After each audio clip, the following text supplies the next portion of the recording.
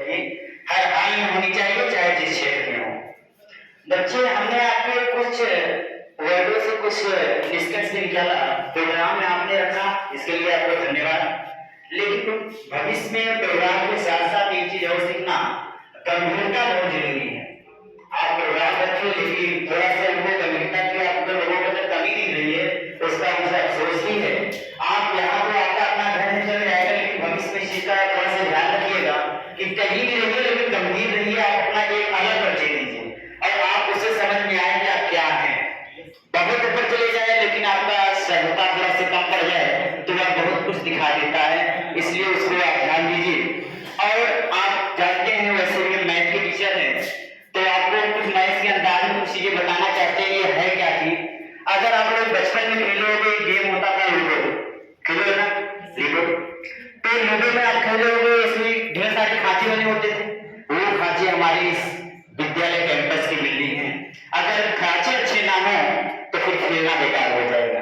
यानी आपकी बिल्डिंग ठीक होनी चाहिए, हवादार होनी चाहिए, जो कि आपका एनईपी करता है कि बच्चों के लिए एक अच्छा वातावरण होना चाहिए। जब अच्छा वातावरण होगा तो पठन और पाठन भी अच्छा होगा।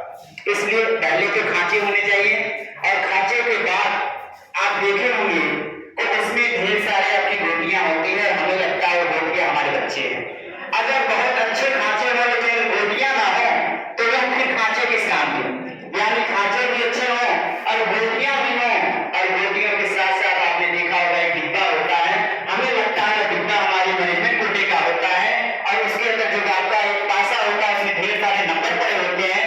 वह नंबर हमारे टीचर बंधु होते हैं, और जब सब एक साथ मिल जाते हैं तो हमको लग रहा है तभी शिक्षा के बाद तक और सही तक मुकाम तक पहुंच पाते हैं, और तब जाकर हमको सही सफलता मिलती है। इसका मतलब ए टू जेड हमको, जहां तक मैं समझ पा रहा हूं, ये पूरा लूडो के बोर्ड पे ही चल रहा है। और ये जरूरी भी है कि सारी कड़ियां ए टू जेड जुड़ी रहे और उसी के तक चिन्हों पे चलती रहे, जिससे आप अपने मुकाम को हासिल कर सके। और आप उसको देखते हुए और आप जो बचपन में सीखे या जो त्रुटियां हुई, आगे बढ़ते जाइए और उन त्रुटियों को दिन प्रतिदिन दूर करते जाइए, ताकि भविष्य में वह रिपीट ना हो। क्योंकि जो पहले हुआ वह आज भी हो और आने वाले दिन में भी होता रहे, तो फिर पढ़ने और पढ़ाने का कोई मतलब नहीं रहेगा। यानी हमको भी अफसोस होगा कि हमारी शिक्षा में कहीं न कहीं कमी रह गई, जो हम अपने बच्चों को इस काबिल नहीं बना पाए।